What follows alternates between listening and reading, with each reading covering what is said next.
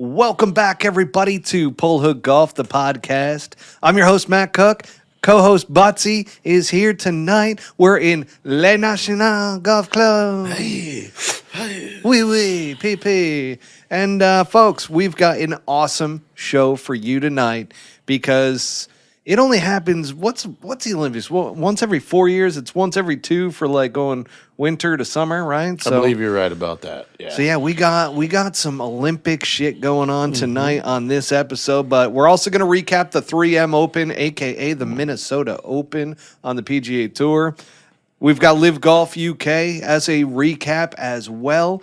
And then, of course, the Swannies Style Segment, very big fan favorite. The audience absolutely loves it. And then we've got the 2024 Paris Olympics golf preview. It's going to be epic. It's going to be awesome. It's going to be the best thing you've ever seen in your life. So here we go, or here in your life, depending on if you're a podcast listener. Jesus, I just realized these headphones are so wide. I had to tighten them up. Had to get them tight, nice and locked in there. So without further ado, I do want to give a shout out to our sponsor, Swannies Golf. Folks, I'm rocking some USA gear right now. No collar. This is the one that they, it's got the little Those are flip-flops. Flip-flops on there, Those are yeah. flip-flops. America. Yeah. And just felt very American during this Olympic season. And you notice if you're watching, so it doesn't have a collar. It's got like that mock collar, but it's got 3 buttons and then some baby blue on the liner. Yeah. That's just something. Touch of class. It really is a touch of class. Yeah. You got to love it, and you love to see it. So thank you, Swannies, for decking us out. And, folks, make sure to utilize the promo code PullHookGolf25 at checkout for 25% off your entire order at swannies.co. Now, we do want to give a quick announcement around the PPL. You want to start with anything there? The good old professional putting league, by the way, for those of you who are new here. I'm just going to come out and say it. We didn't give you guys enough time to fully coordinate 2-man teams to commit to 5 weeks, at least 4 or 5 to qualify for the end game. So we thought we'd soften the blow a little bit, and we are going to do a skins game Thursday night. Get everybody acclimated. Everybody gets to know each other. Little meet and greet. Yeah, you're not dialed that you don't have to pay some astronomical amount of money to come in up front. You just come, pay your green fee, pay your skins money, and we'll talk about it then. So that's Thursday at 8 p.m. 7:45. 7:45, and you still still get deals on booze if you do participate. Yep. But yeah, come on out. So we'll be there. Yeah, just a little action there. I think, what's the total of it? It's $35 for the greens fees and then $20 for the skin, right? Yep. Beautiful. Yep. Love that. Yeah, not bad at all. Come on out, folks. Let's have ourselves a night out there. Buttsy and I will be there. We'll have those influencer mics on. We'll be out there amongst the crowd. Yeah. Have our camera guy with us, walking around, filming us. So we'll get some good content out there, and we look forward to our meet and greet with all of you.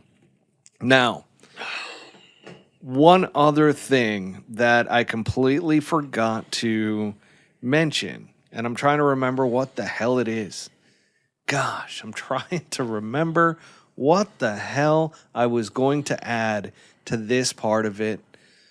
Oh, man. I don't know how to help you with this one. No, because this was a side thing that I was going to bring up on this episode outside of the PPL announcement, but let's get into it. If I remember, we'll dive right into it, but let's get into the 3M Open recap, and I do have to give a shout out to our guy Kyle over at Cart Barn Guys. He called it. He fucking called it.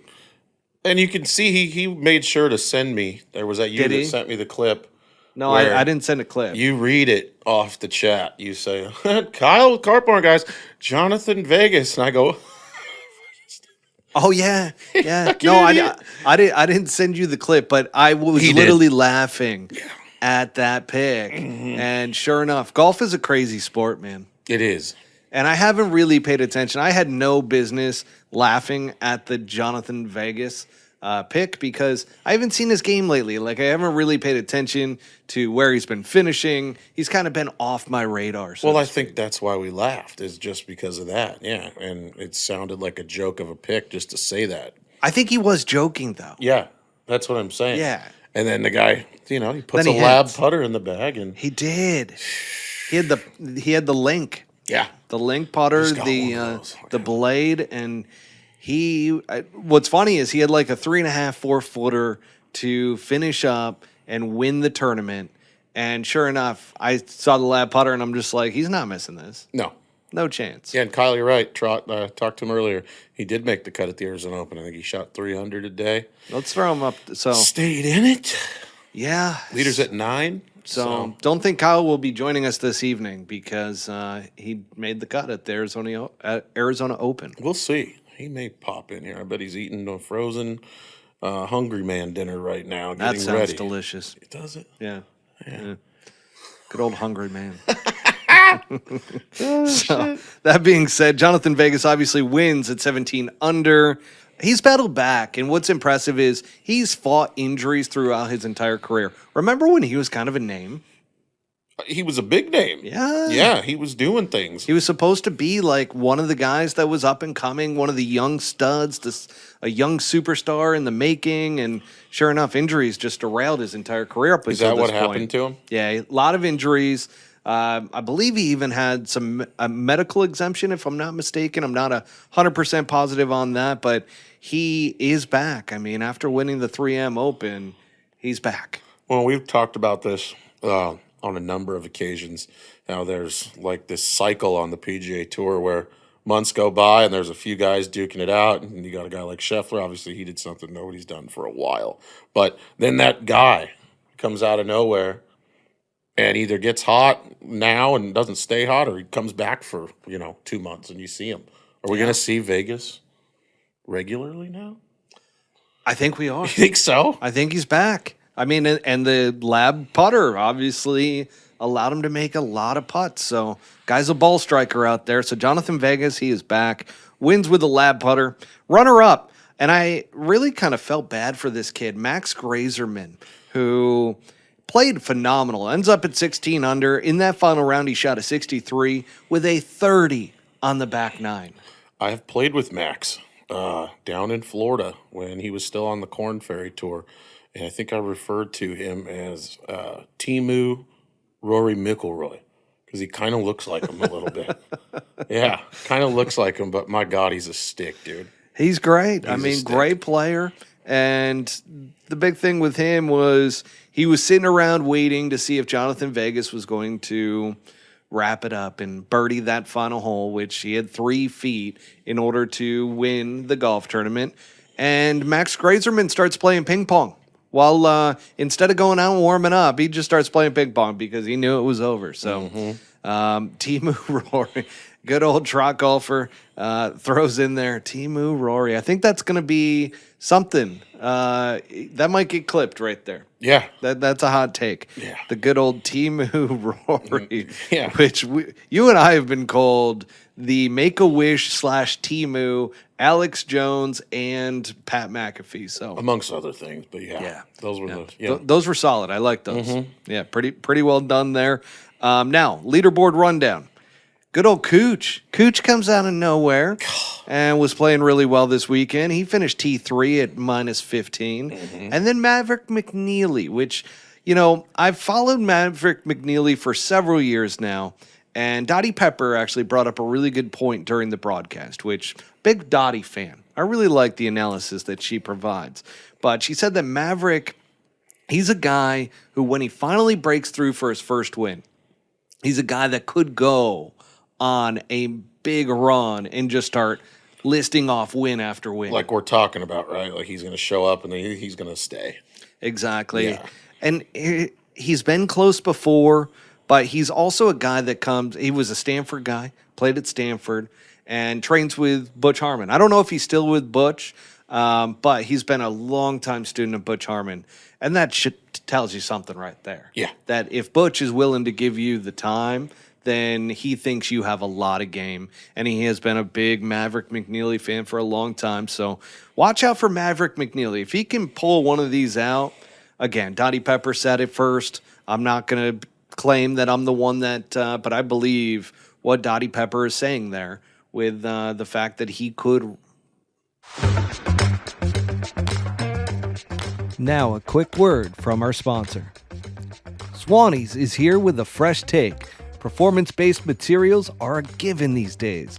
But if you're looking for the stretchiest and most lightweight pieces that deliver a look that says, I'm here for a good time, take a walk on the Swannies side.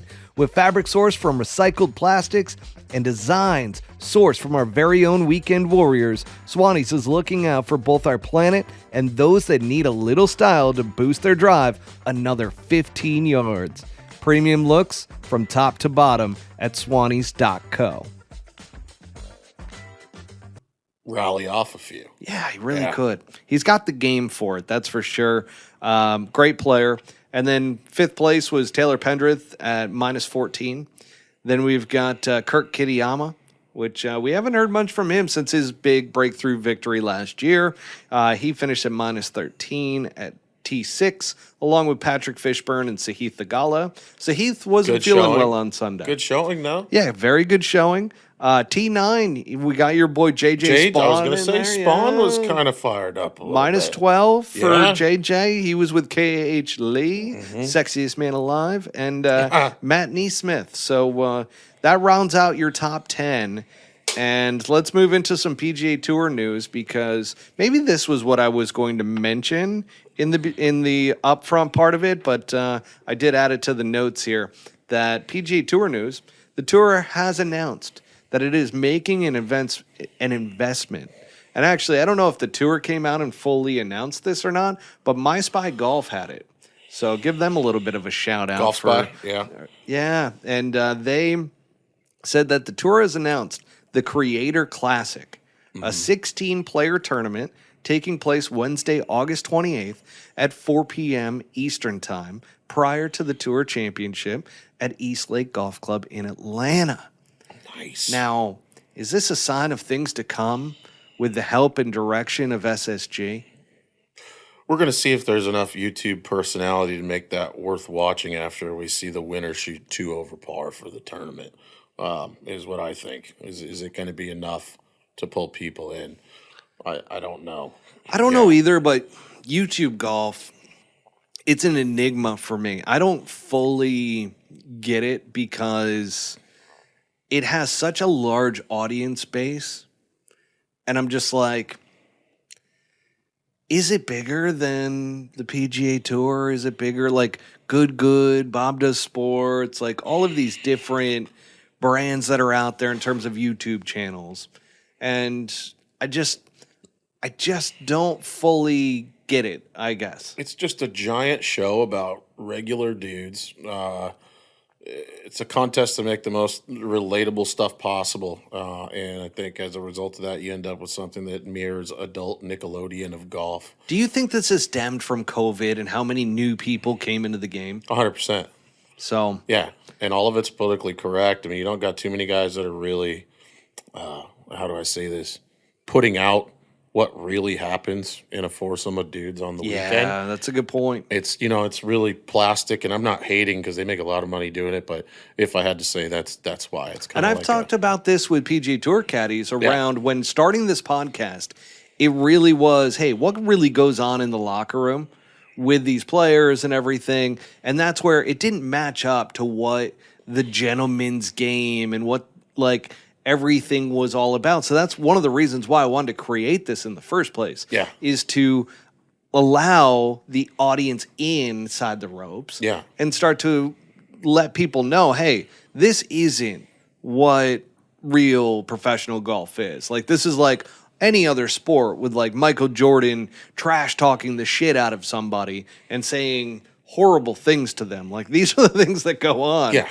In the locker room, and actually even more so when they go out and play their money games. So like the Texas crew Right. of Jordan Spieth and others, like those guys go out and get after it, and they're talking shit. Right. And then you got Tiger Woods and all the guys out in Jupiter that are doing it, the guys here in Arizona, and all the guys talk a lot of shit when it comes to, and that's what people didn't really realize. They're It like, doesn't oh, see this the is a light of day. gentleman's game. Yeah, it doesn't see the light of day. You get 100 guys that look like they're, talking in church, and it's not reality. Yeah, and back when I was a VP of sales for a golf simulator company, I was dealing with a lot of high-end individuals, right? So they would invite me to come out and play. The conversations that went on these golf courses is not what you're seeing on YouTube. No. I'm going to tell you right now. No, Yeah. No. So Trot Golfer makes a good point.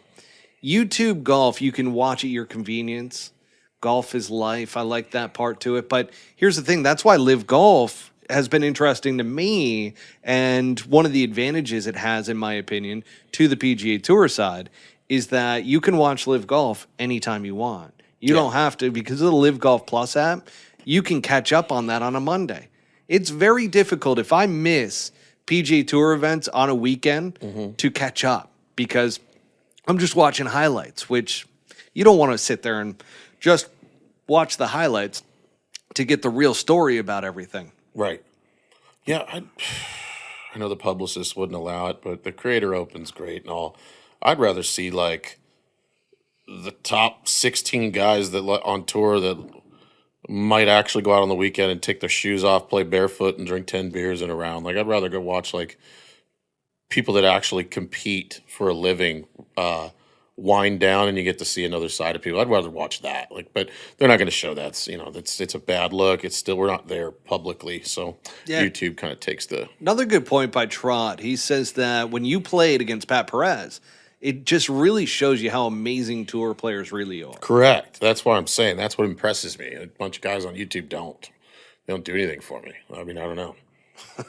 They do anything for you? Anti-Liv. I'll tell you in a second. Anti-Liv said that you can rewatch the third round, 18th hole of Hatton 2, which he's referencing. Yeah, oh yeah. The LIV Golf event that took place, and we'll get into that. Anti-Liv, don't you worry. We are going to dive into LIV Golf UK right after this. But one thing that I will say is I always heard, especially in college, because I had a couple South Africans on my college team that were good buddies with Tim Clark. And they used to say that going out and playing golf with Tim Clark, guy never missed a fairway. Yeah. And literally would go out and shoot low 60s every single time they would play with him. Now, did he go out on the PGA Tour and shoot in the low 60s every single time? No. Like, you would be Tiger Woods at that point if you were doing that. So there is something to when the pressure is off that these guys are just automatic. They're incredible to go play, like Trot was saying, playing with even a guy like Pat, who was at the end. He's in the moonlight stretch of his tour career and playing golf for a living, and even still, you go out and just absolutely blow your mind. You know what I mean? Yeah. Just the shots, and like you said, so the average guy out there that is playing on the weekend and gets to a point where he breaks par a couple times and he's thinking about giving it a run, you might want to save some money and find a way to go play with one of the real dudes out there before you do that, because they're really fucking good. It is true, but there is an entertainment value to the YouTube crowd, and it's funny because I've actually been thinking, I'm like, maybe I'm going to start a podcast, like another podcast, just around reviewing the YouTube golf scene. You could. I just think it would be interesting to What would you break review? it down. Just like anytime a new episode comes out. So like the Bryson Trump thing. Like you think of that, for instance. Yeah. And specifically, if you are looking at Trump and Bryson and that YouTube episode, how good Bryson played is exactly what we're talking about, by the way, to where it's just so ridiculous. And I actually like what Bryson's doing with the whole break 50 deal. Yeah. But, there's not somebody that's out there breaking all of that down for an audience. And it's like when you're Not a bad watching idea. like Game of Thrones, for instance, like there's a podcast to it to where people are going to talk about that. Is there? So there are certain podcasts that could do quite well, which, by the way, this is what I was going to mention in the beginning. and I totally forgot. I didn't. I wanted to wait until tonight. Do you know that our Open Championship preview episode that we did, we got over 60,000 listeners. That's a record, right? By the way, that's almost double as to our largest episode. So we've been in like that 30,000 range, and to get up over, I think right now it was like 67,000. I opened it up today, and I was just absolutely blown away. I'm like, holy shit. Well, then we're doing all right. Carry on, Wayne. We're doing party on. So that was pretty awesome to see. And speaking of the Open Championship, let's get into LIV Golf UK, because I know that's why a lot of you are here right now. And let's absolutely get into this. Chad, don't sneak that stable for shit in here right now. We've got an audience member in Chad Gambling. That's Chad. Don't reply to that right now. He's trying to tickle little Betsy here. We had a disagreement. Anyways, we'll get into it later. Okay, we'll get into that once we get to the Q&A section of this episode at the very end with our live audience. Now, LIV Golf UK recap. Jon Rahm wins at 13 under, okay? What the hell was that? I feel like somebody just died in the corner. You got something in your closet you're not telling me about? Something might have fallen that I threw in there earlier. Okay. So that's fine. Segue. Jon Rahm, okay? So Jon Rahm, I called Jon Rahm winning. Mm-hmm. I'm not going to lie, I did. And sure enough, Trot Golfer throws that in there. Anybody pick a LIV winner this week? I sure did. So Jon Rahm also came out to Not Like Us by Kendrick Lamar on the party hole. So that was a pretty bold statement by John, and I really appreciated it. So I called it on Friday. So their first round. If you're not familiar with LIV Golf, they start on Fridays. I actually had somebody on Twitter that was like, hey, appreciate your guys' podcast on LIV Golf. I'm going to learn about LIV Golf because I want to get into it. I want to get into the game of golf. And I'm going to listen to your... He's like... He actually commented and said that he's listened to a couple original ones, and he's figuring out the format and everything from the podcast. So that's pretty cool. Now, with that said, this is a dynamic on LIV Golf to where you just don't get this on the PGA Tour. Maybe you do if you're like Justin Thomas and Jordan Spieth, like best friends, and all of a sudden you beat your best friend, and your best friend loses on the last hole. Yeah. So, good old Tyrrell Hatton, who's been playing great, by the way. Tyrrell Hatton has really impressed me this year. This year has actually been like a breakout year for Tyrrell, in my opinion. Mm-hmm. He's been one of the best players on LIV Golf and just been super consistent, has played well in some of the majors. But Tyrrell Hatton blew it on 18. He had a chance to win for the second time this year. And John was sitting there at 13 under, which, by the way, Jon Rahm had issues on 17 and 18. Get into that in just a second. Mm-hmm. But Tyrrell misses a 4.5 5-footer. It was a slider. He had to play it outside the left, and, it looked like he might have... It was a super slider. He might have, kind of like that. Little willy wiper. So when that happens and you swipe it on a left or right breaker, it's not going to go well. And Tyrrell Hatton.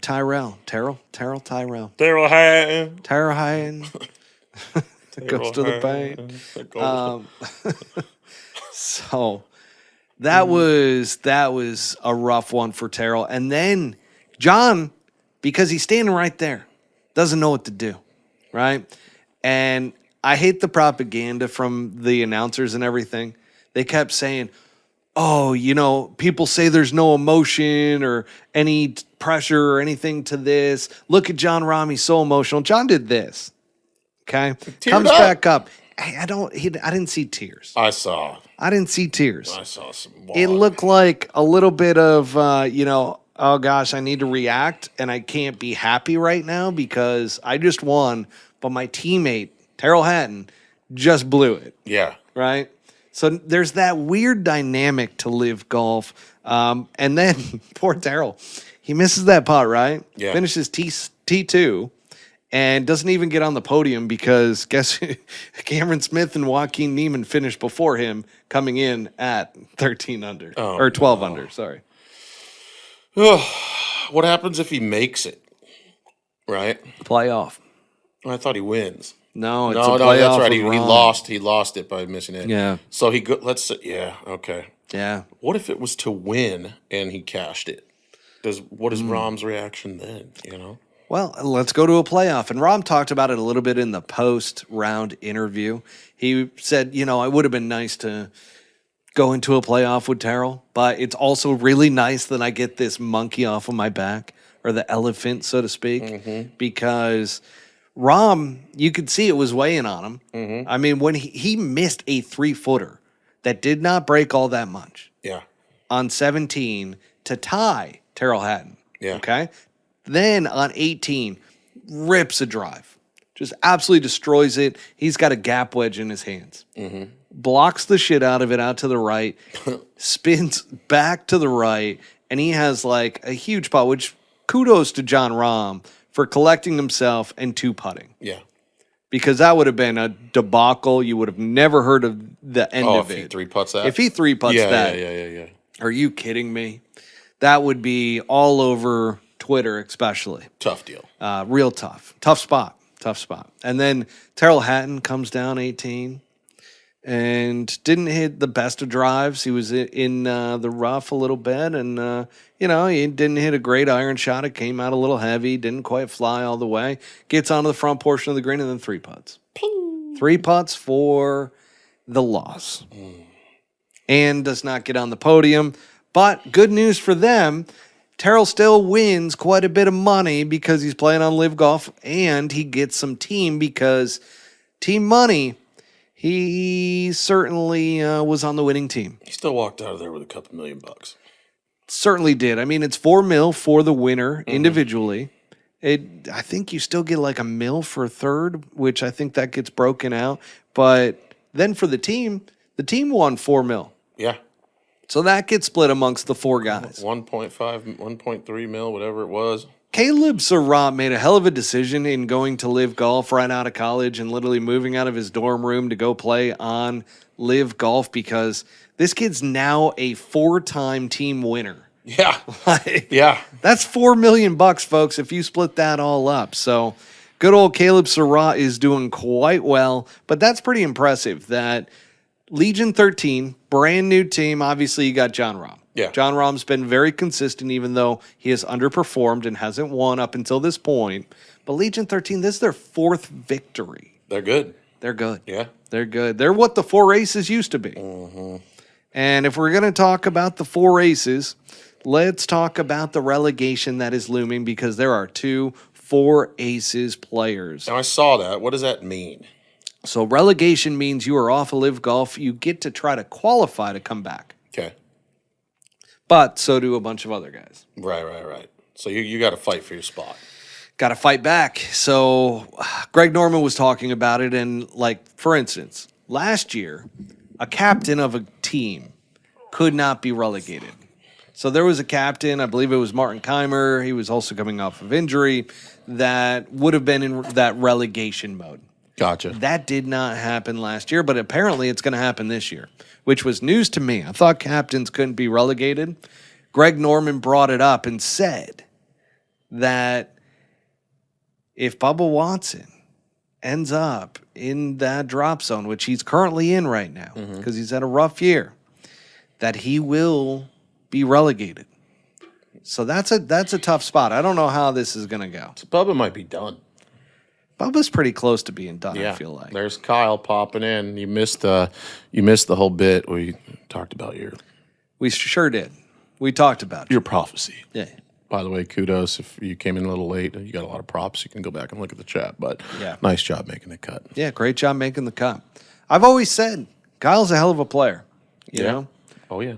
When I was with Troom for a hot minute, Used to see him playing those Troon events, the inter club stuff, and great playing out of good old Kyle. So shout out to you, Cart Barn guys, on YouTube. And Big sure inter enough, club guy. Big inter club guy. he loves the inter club. Big inter clubber. Used to wear the big Aussie hats out there. Loves those. So Oh yeah. great playing. Love that. Okay. Now, Bryson DeChambeau. And we're talking about relegation. Let's go back to relegation real quick. I kind of skipped over Bryson, but let's talk about relegation because Pat Perez is right on the edge. And they actually had him in the drop zone in the broadcast during the final round. And then I went onto the website and I made sure that it was up to date. It is. He is just outside of relegation. Dodged a bullet. So far. So far. I mean, we've got 2 events left, I believe, before we start getting into the team championship and individual championships. He needs to play good. Really good. He needs to. But like you said, he's in the twilight of his career. Yeah. This was a retirement party for him, but I would, you don't want to root against a guy, but you kind of want him to, earn it. Well, absolutely. I think he wouldn't mind, making a couple million more bucks heading home, if you will. Sure. Yeah. The real surprising one, because he had such a good year last year, is HV3, Harold Varner III. Yeah. And he is not playing well this year. No. He is right next to Pat Perez, just in the safe zone. Is it strictly based on playing merit, or is there? It's points. So it's points based. It's solely on merit, right? Okay. So it is points based, and each tournament you get a certain amount of points, and if you finish towards the back end of it, you get 0 points. Gotcha. So sure enough, the people right now, the notables, right? Bubba Watson is in the drop zone. Brendan Grace, drop zone. Anthony Kim, drop zone. Poor Anthony Kim. Great story, whatever. Has not had a single point this year. He's going to win. And Trot Golfer says that, God, I'm struck. Didn't want to cough into the mic, but I fucking did. Here we go. So Trot Golfer says the veterans will rise the last few weeks. We shall see. Yeah, no, it's not points based like a Stableford at all. But Oh, Chad Gamblin. He's coming back at you with the points based like Stableford. yeah, Wow. no, it's not like that. There's something that I am not open to or privy to in this information between you and Chad Gamblin. We'll get there. We'll get there at some point at the end of the episode. A lot of pre-senior players on LIV. Anti-LIV brings up great points sometimes. It really does. Yeah, but I mean, what about like Oosthuizen and is Poulter? No, there's some great players that are playing on LIV Golf that are top superstars still, in my opinion. Breakout players, and then there's some that, they need, once they hit 50, to find. I wonder if LIV Golf is going to come out with a senior tour. Aren't there people on the PGA Tour that are doing that too? Absolutely. Yeah. So. I mean, Dickie Bland is a senior tour guy. I mean, he's 50 plus. Yeah. He still drove a green that was 303 yards. So good on good old Big Dick there. Big Dick. He's Big got the Dick heat. just ripping a 303 drive out on LIV Golf. So, the other interesting one was Bryson DeChambeau is still, his international struggles have continued. Yeah. And that is tough to see. He finished 11th place. Still can't seem to play well on international soil. No. And I don't... I get it for like an open championship, right? Yeah. But I don't get it on some of these golf courses that are not that far off of like an American-style golf course. And I feel like this one that they play in the UK was more of a modern-style golf course. Yeah. It looked kind of firm and fast, though, didn't it? It was. The rough was pretty thick. I mean, it's a tough golf course. We talked about that last week. Now, a lot of people are going to say, which I saw a lot of comments on X around the fact that the golf course was set up really easy. Yeah. And there's some facts behind that. So a lot of the times they weren't playing from the back tees. They'd moved them up quite a bit because they want entertainment, right? I mean, that's one of the big things. They want to see guys go low. They want to see, and that was, by the way, another thing that LIV Golf and their broadcasters really kind of screwed the pooch on, because after the first round, Jon Rahm was interviewed because Jon Rahm came out, and I believe he shot 63 that first round, if I'm not mistaken, and a few others shot really, really well, like 8 under, 7 under, 6 under, 5 under. Like, there were a lot of low rounds, and this is a really tough golf course on paper. So, of course, what did Leanne Hang and whatever their names are actually ask?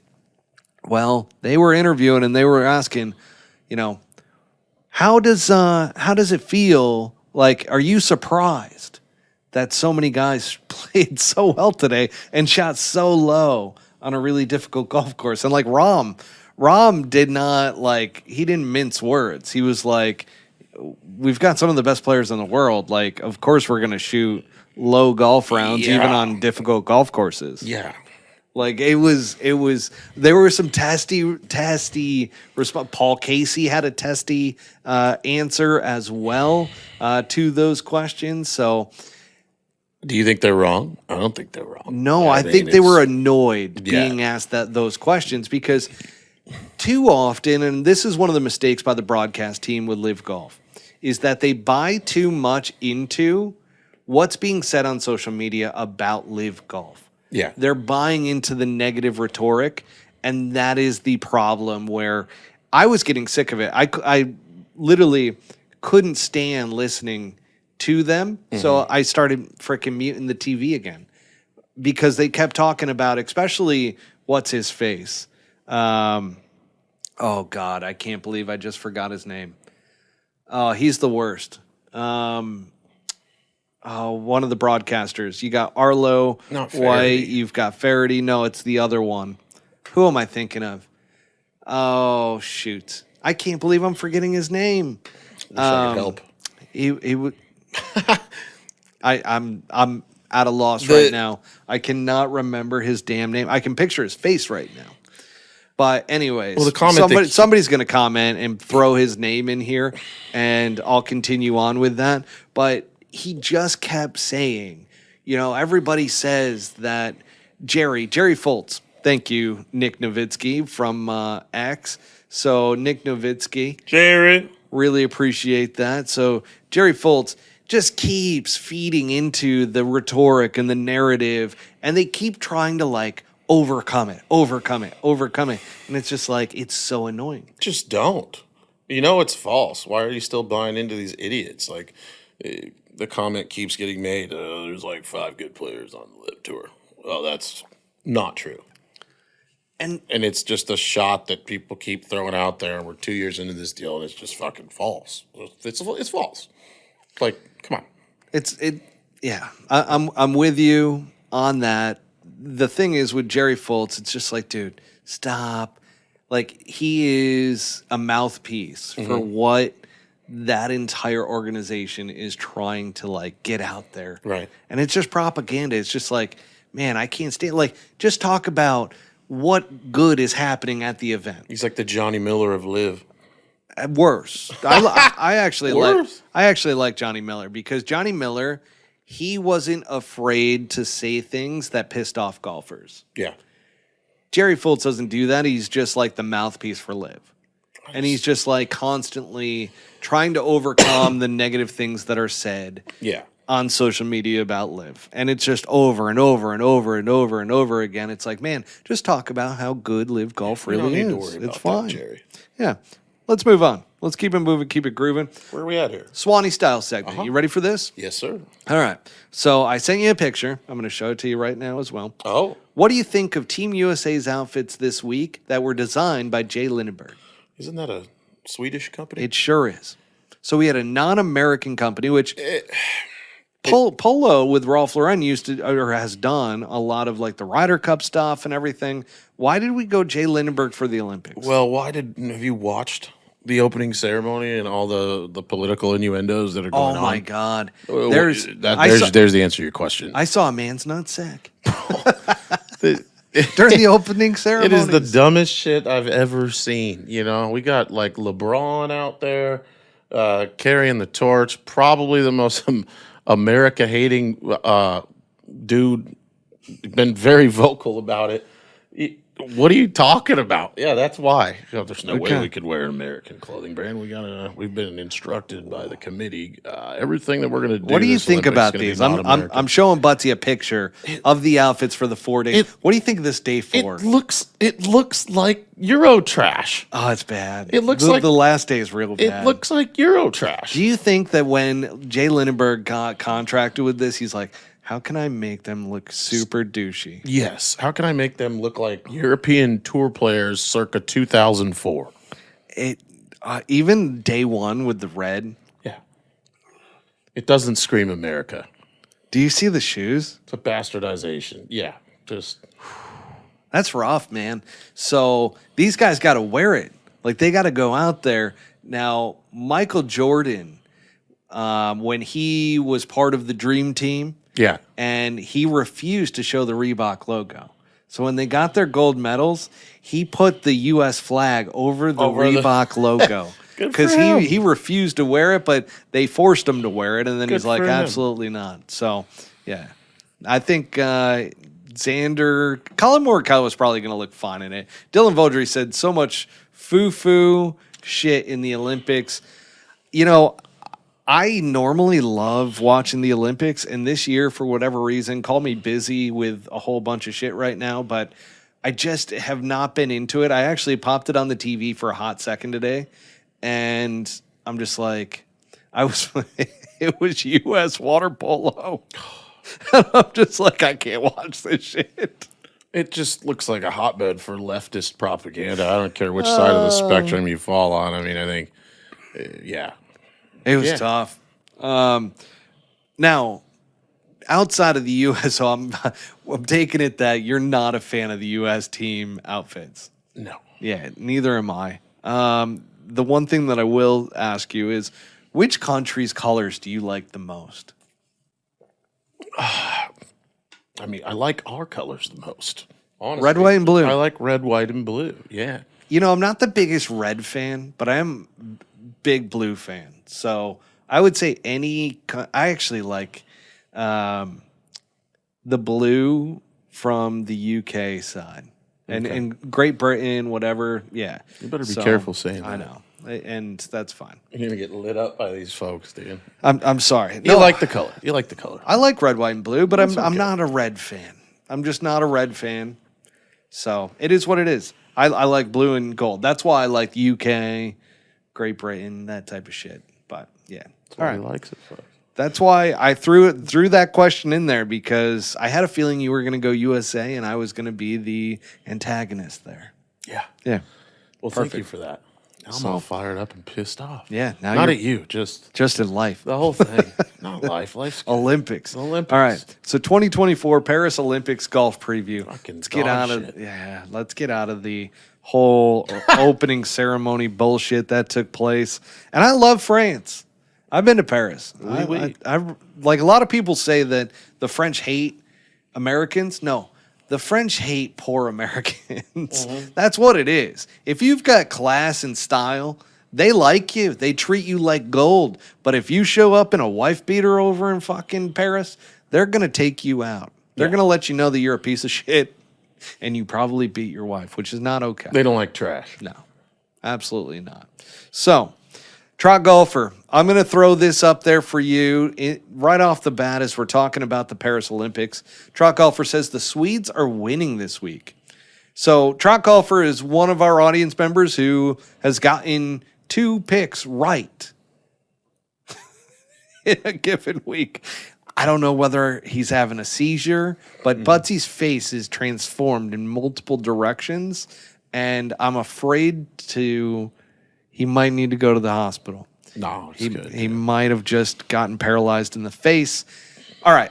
Just fighting a stroke. That's how you get rid of it. Yeah, the golf course, Les Golf National, which is behind us if you're watching on the YouTube channel and watching live. But on the podcast version, just know that Les Golf National is right behind us. And here's the thing. With the Ryder Cup of 2018, they played the same exact golf course. Now, with that said, Rory McIlroy was asked Oh, I saw that. during his press conference, his media day for the Olympics. They said, "Hey, how's the rough? Is it as bad as it was during the 2018 Ryder Cup?" He goes, "Well, I didn't really experience the rough much, so you might as well ask the Americans about that." Shut the fuck up, Rory. I knew you were going to have a tough time with that one. I wasn't in the rough match. You are not a fan of Rory the Americans McIlroy, about that. and you are not a fan of that comment by Rory. Shut the fuck up, Rory. God. Oh, Rory. Yeah, got him good, man. Got him. Yeah, they were in the rough. I wasn't. Yeah. I mean, they did kick the shit out of us, but that's besides the don't care. point. Scotty Scheffler, he actually did have some analysis to that question. He said the rough is not nearly as penal as it was, and by the way, he said penal, as it was for the Ryder Cup. Right now, the golf course is not nearly as firm either, so there's going to be some lower scores out there I think so, too. in good old Paris. I don't think they set it up as difficult as a Ryder Cup or as like an Open Championship style. Obviously, that hasn't been there for an Open Championship, but just saying, but like if they were to set that type of style up. Well, let's see what happens, coming up. That could Now, change. The question of the day, which was part of the entire Twitter feed today and so forth, which I got called out because of using a hook type of headline, which, if you know anything about media, a hook headline is something that's going to grab your attention, right? It's not something that is necessarily factual or correct. So I got called out when saying, should LIV golfers have been picked for the U.S. Olympic team? No, there were not picks. It was based off of official world golf rankings. So obviously we know that, but it makes it more provocative to say picked. Yeah. So let me ask you, do you Especially think... when you don't qualify for a world golf ranking and you probably belong there? Is that what you're saying? Yeah. Yeah. Do you think LIV golfers should have been in the U.S. Olympic team? Well, it just depends on what, like you said, what the pick is based on. If it's world rankings and that was established a long time ago and nobody's changed that, then probably not. Do I think that there's LIV players that should be there based on how much better they are than some of the other people that are there? For sure. Yeah. Yeah. Couple things here. So Nick Nowitzki asked, what course is it? Which it is right behind us, Le Golf National. So they played the 2018 Ryder Cup there over in Paris, well, just outside of Paris. And then Trot Golfer is asking us, how's Wyndham sitting with you guys on the U.S. team? So here's the thing. When it comes to should LIV golfers have been on the U.S. Olympic team, you look at the main two guys on LIV Golf, which is Bryson DeChambeau and Brooks Koepka, the two Americans that could they have helped the U.S. team? And for me, Bryson DeChambeau doesn't play well on international And golf I courses. I knew you were going to say that for sure. I'm with you there. So I'm not torn up about Bryson DeChambeau not being on the U.S. Olympic team. Now, official world golf rankings were how they were always going to do it from the Olympics going back to Rio. So am I all of a sudden like distraught that no LIV golfer qualified because they lost out on official world golf ranking points? No, I'm really not. And for anybody that's like, oh, Bryson should be in there, he should be in there, look at his track record on international golf courses. It's not good. No, So like at all. now the question mark comes in because we, by the way, and when I say we, U.S. golf, we have the most amount of players out of any other country. Yeah. Because of how many guys were in the top 7 for the official world golf ranking. So we have 4 players. Every other team basically has 2. We've got Scotty Scheffler, Xander Schauffele, Colin Morikawa, and Wyndham Clark. And Wyndham Clark is a little bit of a question mark coming into this. Obviously, he had a hell of a year last year, which pushed him up in terms of the official world golf rankings and allowed him to be a part of this Olympic team. He reminds me of he's like the new Justin Thomas, if you will. Interesting. Started out hot. They did a pretty good job promoting him as such, and then he's lulled. Wyndham's got. You like Wyndham. I do like Wyndham because his game is really, really good. And remember, he won Pebble this year. Like, it's True. not like the guy hasn't played good golf this year. It just happened at the beginning of the year, and then he's had a rough stretch. So could the Olympics be the moment to where Wyndham breaks out once again? I don't think so. It'll be interesting because this golf course is set up for, to me, it's set up for accuracy. I remember the 2018 Ryder Cup because the European squad really made it fit their games versus the U.S. side to where you couldn't just go out there and bomb the ball. And I will say that the U.S. team has some good opportunities to win this week. I don't know if that's going to be Wyndham, but I do think he's going to have a decent week. I don't think he's going to struggle like most people think. Are Like there odds? there are odds, and I will get to that at the end of this. I didn't know. Okay. Yeah, we'll go over all the odds towards the end. But I'm not going to go out there and say that Wyndham is going to finish in the top 5. Okay. Okay. I would probably give him a top 20 out of 60, That's probably fair. which that puts him up in the, top 33%. What percentage is that? I don't know. But I think Wyndham's going to do all right. I don't think he's going to play terrible, and I don't think that Wyndham Clark, to me, doesn't deserve to be there. Trot does not agree with you. Trot does not at all. No, he thinks he Trot might Trot not just threw up there. Break $150 for 2 days. I disagree. You should bet him. I will bet you on that one. You should bet him. Yeah, 30% is correct. I'm not a mathematician. That's why I never caddied. Actually, I have caddied, but I was terrible with the yardages. Yeah, no. Terrible with the yardages. That being said, we have 4 versus any other country. I think we're going to have a winner out of this group. I'm not going to get into the picks yet because we do have our picks at the very, very end.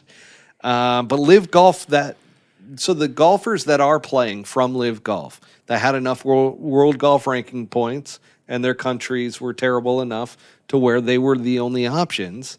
Jon Rahm, Joaquin Neiman, Carlos Ortiz, David Puig. Puig. Okay. I always thought it was Puig. It's Puig. Pig. Abraham Answer. What a terrible way to pronounce your name, by the way. Puig. Yeah, pig. Adrian Moronk and Mito Pereira. Yeah.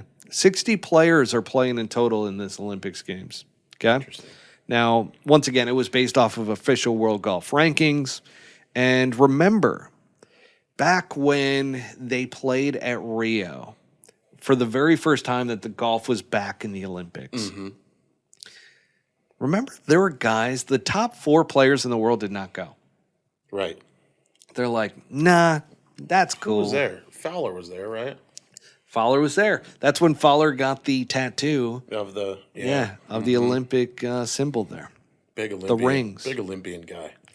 Especially after that. But Spieth, Rory, Jason Day, and Dustin Johnson did not go and play in Rio. Times have changed. Curveball here. Now I still everybody wants to don't play. know if golf should be in the Olympics, but hey. I do. I like it. I just don't like the fact that it's individual. Yeah. I would like to see it as a team event. Yeah. And actually, Ben On from Team South Korea with Tommy Kim actually said the same thing. He's like, I would like to see kind of a team aspect to this rather than it being just individual. Like, yeah, we're here together. We're wearing our country's Every clothes. other event at the Olympics a team event? Mainly, but there are some that, are you have multiple people, like think of track and field, for instance, right? Yeah. You've got individuals that are multiple USA team members. Fuck me running. I can't even think. That are actually playing for a medal themselves Yeah. as an individual when they should be a team. Fuck. Now, as we do talk about this, I do want to give, because I do remember at the time, Jordan Spieth in particular, he was very much so against going to the Olympics, not because he didn't want to be in the Olympics. It was because him and his wife were going to try to get pregnant, and Zika virus was a really big deal. Oh, the at the time. Zika. I forgot about the Zika. Yeah. And granted, if you got Zika, there were problems with pregnancies and all that stuff. So Jordan Spieth decided to stay. I remember that from his team, actually, at the time. So I think Dustin Johnson kind of came out with something similar. He's like, I think that, I'll just follow Jordan Spieth. I can't get Zika because it don't affect people like me. Yeah, you can't get it in your nose. Can't get Zika out there, and I got a way to bust it out. Was that also was that another release of an illness pre-election? I think so. I think it was. Now, Jason Day, God, Zika, who did not go then, and he actually is in it this year for Team Australia. He made a statement saying that he made a mistake skipping that Olympics. He didn't realize how important the Olympics really is. And so good on him for making that claim. The women were all about it. All the women were like, we're going. Oh, yeah. So, yeah. Jordan missed out on the only chance that he had to get an Olympic medal in his lifetime. I think that's probably... Man, do you think his game is just gone now or what? Do you think we're going to see a Jordan Spieth resurgence? Yeah, I do. I mean, look, he was better than Vegas ever was when he was hot, right? Good point. And if anybody's going to come back and have another run, I mean, how old is Jordan now? 30, Yeah, 31? So, yeah, probably here the next couple of years we're going to see a resurgence, at least for a few events. Yeah. Yeah. All right, let's get into some notable international teams outside of the U.S. squad that I announced. Team Ireland is Rory McIlroy and Shane Lowry. Gotta love them. Great Britain is Tommy Fleetwood, and no, he's not Matthew. It's Matt Fitzpatrick. We've got Team Chile, Joaquin Niemann and Mito Pereira. Team South Korea, which is I'm a fan favorite of Team South Korea. You like them. Good old Tommy Kim and Ben On. It's too bad Siwoo Kim is not a part of that squad. Yes. Team Australia with Jason Day and Minwoo Lee. That's pretty solid. Team Spain, Jon Rahm and David Puig. Team Mexico and Carlos Ortiz and Abraham Answer. By the way, did you know Abraham Answer has a tequila? Very good. I think a lot of them do, right? Very good. Yeah. All right, and then we've got good old Team Canada. So we just talked about the country south of us. This is the country north of us. For those of you that are not, majors in who's on geography. Canada, eh? Nick Taylor and Corey Connors. Great stuff there. Team Sweden is Ludvig Åberg and Alex Noren. That's a sleeper right there, which I'm not going to say that because Track Golfer's in love with Team Sweden, and he is in love with Ludvig Åberg. But for good reason. Yeah. And here's why. I'm actually going to give you a shout out here, Trot, because that's a really smart choice in a team, and especially Ludvig, because this is a golf course and normally you have to be pretty accurate with, okay? And you have to be accurate off the tee. Ludvig hits the ball a long way and is one of the most accurate drivers of the golf ball. So clearly he's going to have a pretty good week this week. So I like that. And then Alex Noren is just underrated. That guy can absolutely play. So we'll see if Team Sweden can do what they do. But here's the betting odds for the week. You ready for this? Oh, yeah. Scotty Scheffler plus 350. Xander Schauffele plus 550. Rory McIlroy plus 750. Colin Morikawa plus 1,000. Jon Rahm is also plus 1,000. Ludvig Åberg is plus 1,400. Tommy Fleetwood is plus 2,000. Joaquin Niemann plus 2,200. Victor Hovland plus 2,500. Tom Kim is plus 2,800. Shane Lowry is plus 2,800. Corey Connors and Alex Norwin are plus 3,300. Hideki Matsuyama is plus 4,000. Sepp Straka, 4,500, plus 4,500. Ben On is plus 5,000. Matt, not to be confused with Matthew. Fitzpatrick is plus 5,000. Thomas Dietrich is plus 6,000. Minwoo Lee is plus 6,000. Wyndham Clark plus 7,000, along with Jason Day. And I just cut it off at that because I'm like, and actually the guy right after that is Matthew Pavon, Okay. the Frenchman. I'm glad you left him out, but he got a shout out. Yeah, he gets it anyways. So who you like for your pick this week for the goddamn Olympics in Paris? I'm going to go with your guy. You've been kind of, maybe this is where it happens, but Morikawa. Wow, you stole him away. Which, that's a great pick. A lot of people are saying Colin Morikawa this week. Yeah. Because Colin Morikawa, his swing has been really in form, and he is a very accurate ball striker. So, Colin Morikawa, very good pick. Very good pick. Sorry to do that to That's you. okay. That's why I let you go first, because I let you have those moments. I really didn't, because I didn't think you were going to go with Colin Morikawa. So, very good there. I'm actually going to go with, I know, it's going to be pretty surprising here because we're going Ludwig Oberg. Okay? Ludwig Oberg, I am going to call it with Trot Golfer that Ludwig Oberg is going to be your gold medalist. Now, that's not very American out of me, and I get that. So my second player for the Olympics is going to be Xander Schauffele. Like that. Okay. You did have a backup. So You had a backup. I had a backup to the backup. Don't get it twisted, folks. Xander might play really good here. Yeah. All right, well, let's get into our closing remarks here. I am really happy with how the lighting went tonight. Big time. Big step up. Big fan of the lighting. If you're watching on YouTube, if you're listening on the podcast, you need to go on YouTube and just take a look at the lighting between the last episode to this episode. Night and day different. I invested in some heavy lighting in here, Oh, yeah. which look around, dude. really paid off. Cannot see this, but this place. It is lit up. Factory in here. It is lit up. The Pole Hook Studios. And again, we just want to thank everybody for tuning in live, as well as our listeners, as well as our viewers on YouTube. Make sure to like, subscribe, follow, whatever the fuck it is that you got to do in order to be notified that new podcast episodes, new YouTube videos, live streams are coming at you. And follow us on social media. I mean, we're on X. We're on Instagram. We're on TikTok. We're on all different types of stuff. Etc. All different types of stuff. So Yes, sir. make sure to subscribe, like, and quick shout out to our sponsors once again, Swannies Golf. Make sure to use promo code PoleHookGolf25 at checkout for 25% off your entire order. And folks, we will see you same bat time, same bat channel next week. You know it. We show it. Let's rock and roll. Way to go, Buttsy. Appreciate you. Good shit, man. Appreciate you. That was All right. fun. Peace out, everybody. Adios.